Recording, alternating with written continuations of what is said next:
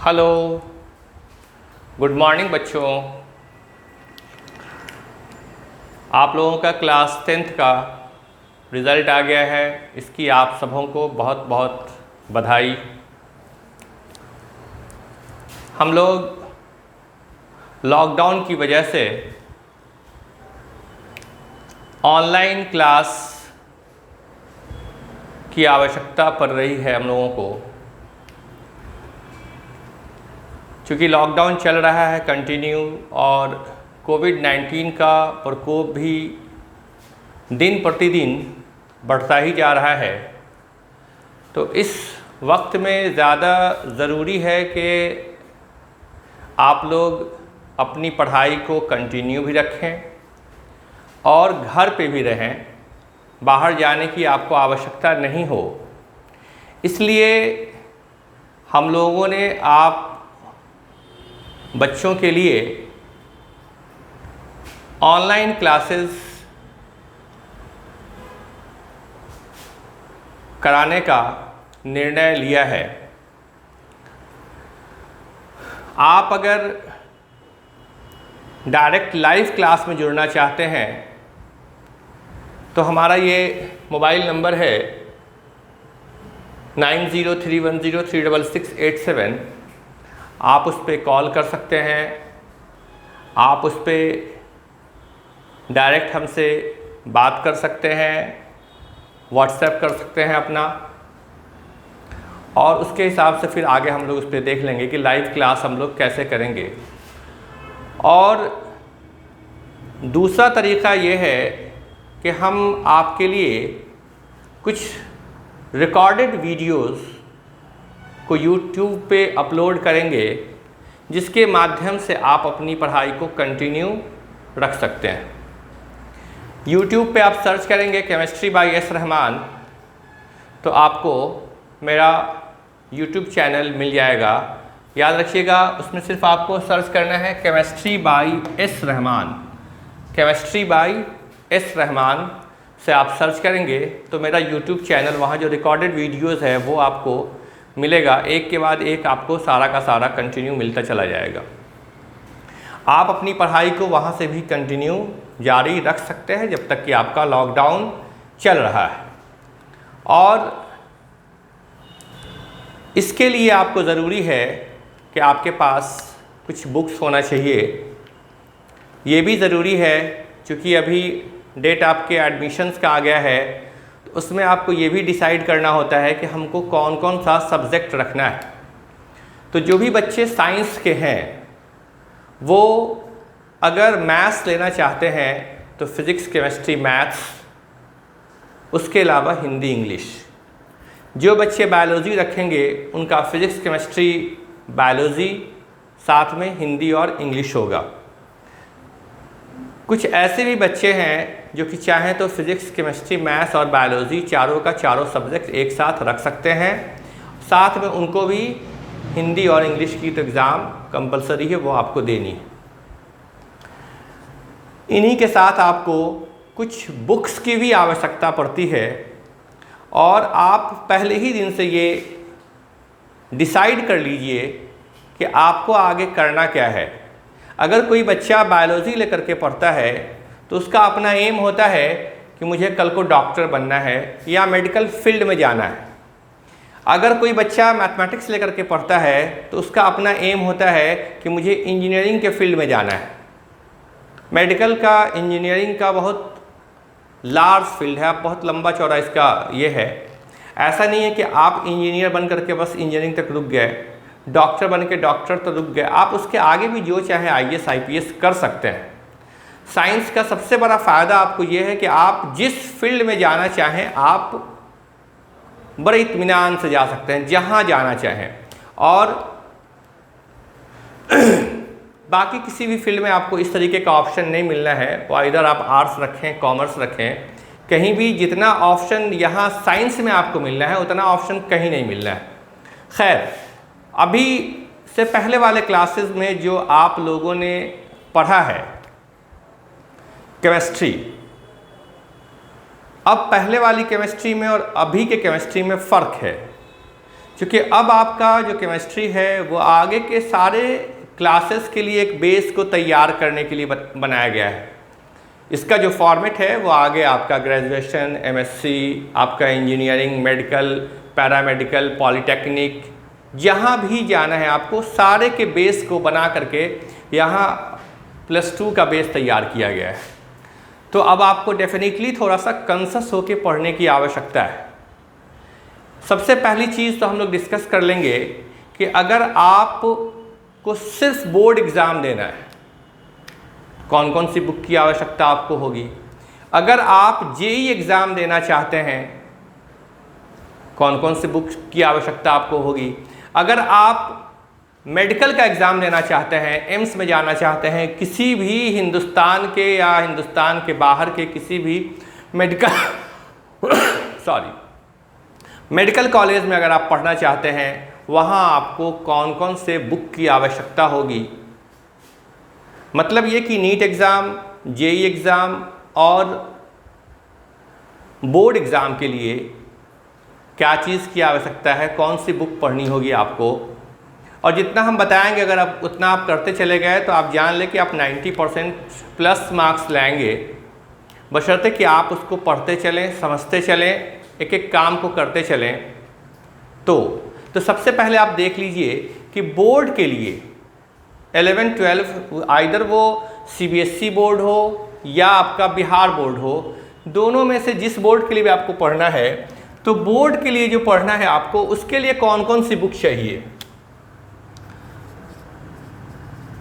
Board के लिए पहला देखिए, फर्स्ट आपको एनसीईआरटी की बुक की ज़रूरत पड़ेगी। एनसीईआरटी का आपको केमिस्ट्री ले लेना है। हम लोग केमिस्ट्री की बात कर रहे हैं, ठीक है ना।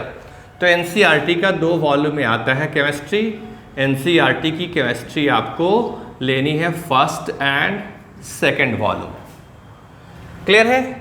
दूसरी किताब आपको जो लेनी है वो देखिए, एक बुक आती है इसमें ओपी टंडन की, ओपी टंडन की 11-12 के लिए। यहाँ भी आपका वॉल्यूम फर्स्ट एंड सेकंड है, वो आपको लेना होगा।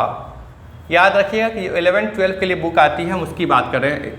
ओपी टंडन में बहुत सारी किताबें जो हैं आपके लिए, वो आपका फिज़िकल का अलग, ऑर्गेनिक का अलग, इनऑर्गेनिक का अलग है। हम लोग बात कर रहे हैं क्योंकि एनसीईआरटी बेस्ड है ये बुक, इसलिए मैंने कहा आपसे कि आप ये ले सकते हैं, या फिर आप इसके बदले में आप क्या ले सकते हैं, प्रदीप का केमिस्ट्री ले सकते हैं। ये भी फर्स्ट और सेकेंड वॉल्यूम में आता है। या आप एबीसी ले सकते हैं। सारी की सारी आपकी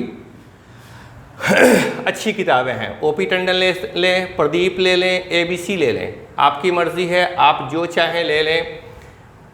इसमें आपका जो एनसीईआरटी है वो हर हालत में आपको पढ़ना है, उसमें किसी भी तरह से आप उसको इग्नोर नहीं कर सकते हैं। चलिए, तो ये तो रहा बोर्ड के लिए। और बहुत से बहुत आप इसके लिए एक एनसीईआरटी का ही एग्जाम्पलर आता है, एनसीईआरटी का एग्जाम्पलर आता है, वो ले लीजिएगा, ठीक है।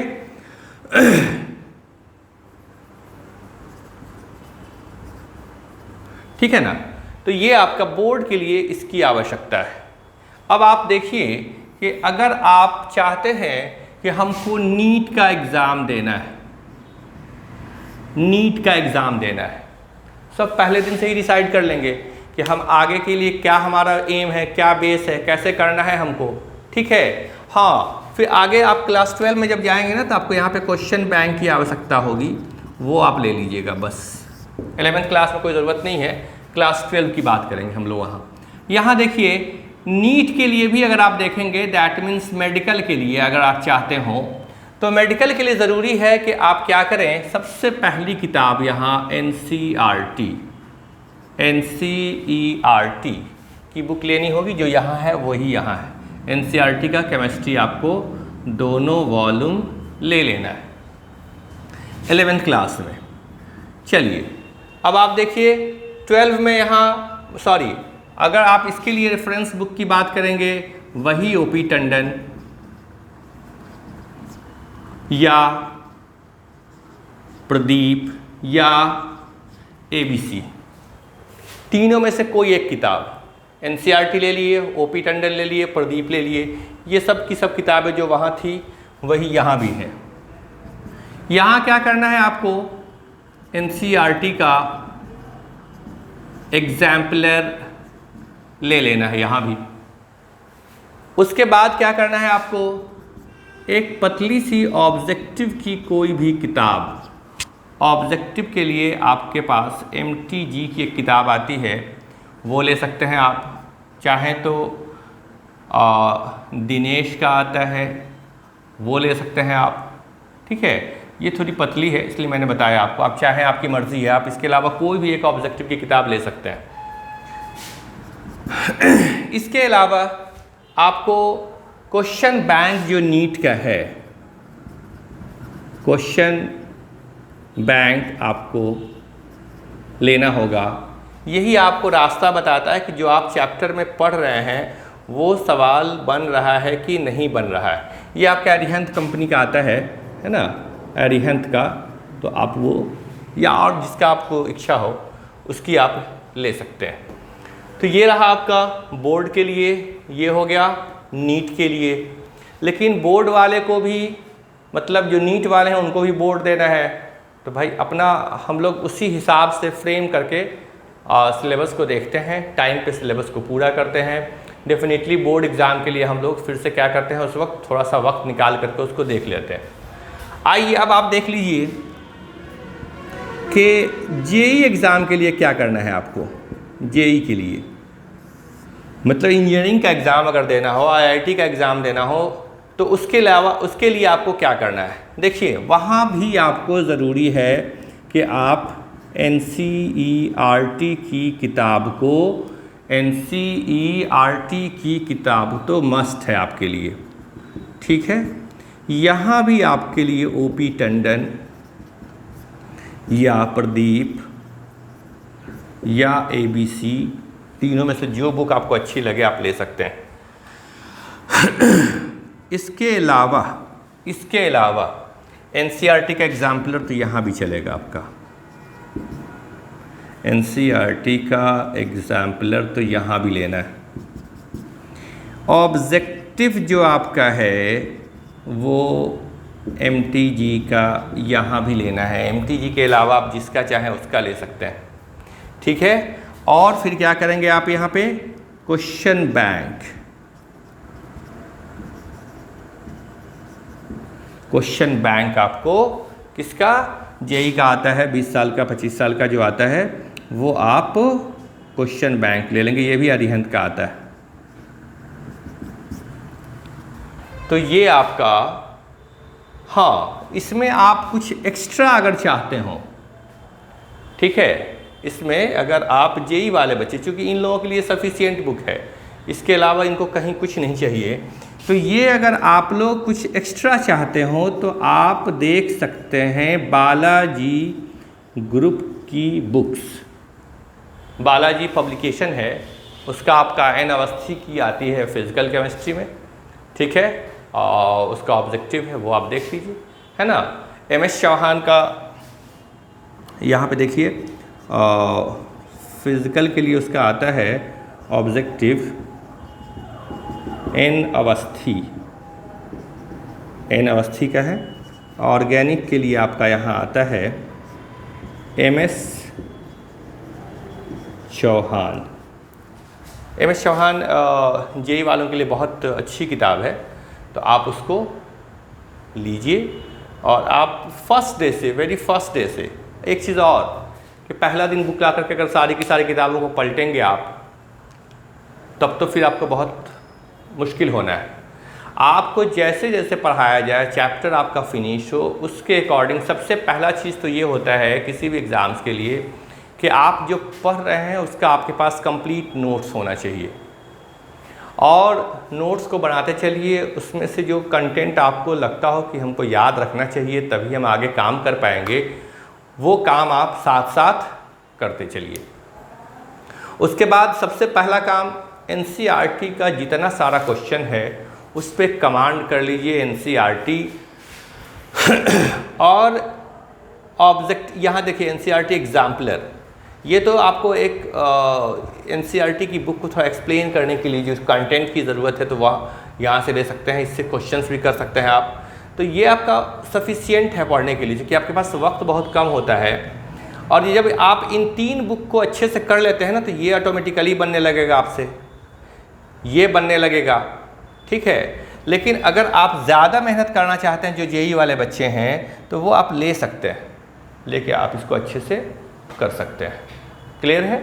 लेकिन आप जान लीजिए कि आपको फर्स्ट टाइम में जब आप पढ़ना शुरू करेंगे, उस वक्त आपको एनसीईआरटी, ओपी टंडन और एनसीईआरटी एग्जाम्पलर ही कुछ दिनों तक करना होगा।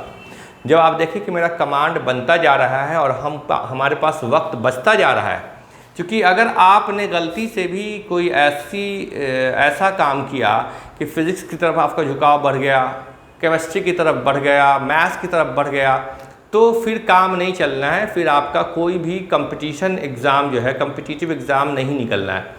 ज़रूरी क्या होता है किसी भी कम्पिटिटिव एग्ज़ाम को निकालने के लिए कि सबसे पहले आप बैलेंस्ड वे में पढ़ाई करें। फिज़िक्स का टाइम फिक्स कर लें, केमिस्ट्री का टाइम फिक्स कर लें, मैथमेटिक्स का टाइम फिक्स कर लें, ठीक है। और तब आप अपने आप को उसमें इन्वॉल्व करें और उसके अकॉर्डिंग आप अपना रोज़ का काम करते चलें, तब जा कर के आप अच्छे से अच्छा आगे के एग्ज़ाम्स में कर सकते हैं। अब आप आइए देखिए, इसको नोट कर लीजिएगा।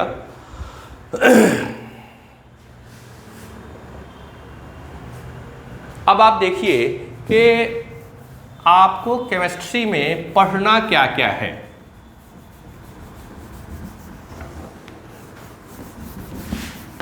देखिए, हम लोग 11th क्लास के केमिस्ट्री की बात कर रहे हैं। सॉरी, ये देखिए आपका 11th क्लास की केमिस्ट्री है। इस केमिस्ट्री को पढ़ने के पहले आपको इसे 3 पार्ट में डिवाइड करना होता है। हम लोग पहले 11th में 9th में और 10th में जो पढ़े हैं, 2-3-4 चैप्टर्स था आपका, थोड़ा उसको बेस लेकर के पढ़ लिए हैं। बहुत कुछ अभी तक आप केमिस्ट्री में नहीं जानते हैं। अब जो जानना है आपको, फुल एंड फाइनल चैप्टर्स के बारे में जानना है, तो हम लोग एक एक करके देखते हैं कि हम लोग केमिस्ट्री को कितने पार्ट में डिवाइड करेंगे। सबसे जो पहला पार्ट होगा आपका, वो होगा फिजिकल केमिस्ट्री का, दूसरा होगा ऑर्गेनिक केमिस्ट्री का, तीसरा होगा इनऑर्गेनिक केमिस्ट्री का। 3 पार्ट है आपका। अब जान लीजिए कि आपका जो बोर्ड एग्ज़ाम होता है वो टोटल 100 मार्क्स का होता है, जिसमें से 70 मार्क्स आपका थ्योरी का पेपर होगा और 30 मार्क्स आपका प्रैक्टिकल का होगा। तो हम लोग इस 70 मार्क्स की बात कर रहे हैं। यहाँ आप देखिएगा तो आप देखेंगे कि फिज़िकल केमिस्ट्री में जो सबसे पहला चैप्टर है वो है आपका some basic concept, first chapter है आपका ये। सेकंड है एटॉमिक स्ट्रक्चर, तीसरा है केमिकल बॉन्डिंग, चौथा है स्टेट्स ऑफ मैटर, पांचवा है आपका थर्मोडायनामिक्स, छठा है इक्विलिब्रियम। 2 पार्ट में बटा हुआ है, केमिकल इक्विलिब्रियम और आयनिक इक्विलिब्रियम में। 7वां अगर देखेंगे आप तो आप देखेंगे एक चैप्टर है आपका रिडॉक्स रिएक्शन। ये सब चैप्टर थोड़ा बहुत कुछ बैक से तो आप ज़रूर जानते हैं चैप्टर के बारे में, लेकिन ऐसे आप एक एक चीज़ पढ़ेंगे, एक एक चैप्टर में आपको सारा चैप्टर थोड़ा लंबा है और डेफिनेटली हम लोग इसके एक एक टॉपिक को पढ़ेंगे और उस पर क्वेश्चंस करेंगे और उस पर न्यूमेरिकल्स करेंगे, करते चलेंगे। यहाँ देखिए ऑर्गेनिक केमिस्ट्री में आप देखेंगे सबसे पहले इंट्रोडक्शन ऑफ ऑर्गेनिक केमिस्ट्री। दूसरा है आपका नॉमेनक्लेचर, तीसरा है आपका आइसोमेरिज्म, चौथा है रिएक्शन मैकेनिज्म, और लास्ट चैप्टर जो क्लास 11th में पढ़ना है आपको वो है आपका हाइड्रोकार्बन। अब आप देखिए इनऑर्गेनिक केमिस्ट्री में अगर आप आएंगे तो आप देख लीजिए कि यहाँ आपको पढ़ना है, फर्स्ट चैप्टर है आपका पीरियोडिक क्लासिफिकेशन, दूसरा है आपका हाइड्रोजन, तीसरा है एस ब्लॉक एलिमेंट, चौथा है पी ब्लॉक एलिमेंट। यही आपका पूरा का पूरा 11th क्लास का सिलेबस। हम लोगों को इस सिलेबस को खूब अच्छे तरीके से पढ़ते हुए फेब तक फिनिश करना होता है, क्योंकि मार्च से आपका फिर से न्यू सेशन स्टार्ट हो जाता है अप्रैल से। तो हम लोग इसको फेब तक हर हालत में फिनिश कर करके मार्च महीने में आप रिवीजन कर लीजिए। अप्रैल से आपका फिर से नया सेशन स्टार्ट होता है, तो वहाँ से हम लोग फिर से क्लास 12 का सिलेबस स्टार्ट कर लेते हैं। लेकिन अभी ये है कि आप सबसे पहला काम क्या करेंगे कि बहुत सारी किताबें लें नहीं लें, लॉकडाउन का वक्त चल रहा है अभी आप लोग सबके सब बच्चे जो बोर्ड एग्ज़ाम देना चाहते हो, नीट देना चाहते हो, जेई देना चाहते हो, सबके सब बच्चे क्या करेंगे कि सबसे पहला काम कि आप एनसीईआरटी का 11th क्लास का केमिस्ट्री ख़रीद लीजिए। उसके बाद फिर आप कम से कम 3 रजिस्टर केमिस्ट्री के लिए लीजिएगा। अभी तो फ़िलहाल एक ही टॉपिक हम लोग शुरू करेंगे, फर्स्ट फिज़िकल केमिस्ट्री। तो पहले हम लोगों का फिज़िकल केमिस्ट्री चलेगा, जो कि फिज़िकल केमिस्ट्री में आपका ये सब चैप्टर आता है। सम बेसिक कॉन्सेप्ट हम लोग शुरू करेंगे। तो फर्स्ट चैप्टर हम लोग सम बेसिक कॉन्सेप्ट शुरू करेंगे। उसके बाद फिर जैसे थोड़ा आगे चलेंगे हम लोग, कुछ दिन के बाद से ज़रूरत पड़ा तो हम लोग ऑर्गेनिक केमिस्ट्री भी शुरू कर लेंगे साथ साथ, ठीक है। फिर हम लोग इनऑर्गेनिक केमिस्ट्री को भी देख लेते हैं। तो आप लोग इसको अच्छे से नोट कर लीजिएगा, समझ लीजिएगा। जहाँ दिक्कत लगेगी हमसे फिर से आप अपने जो दिए हैं नंबर आप उस पर कांटेक्ट कर लीजिएगा। फिर हम लोग चलते हैं आगे। Okay, thank you.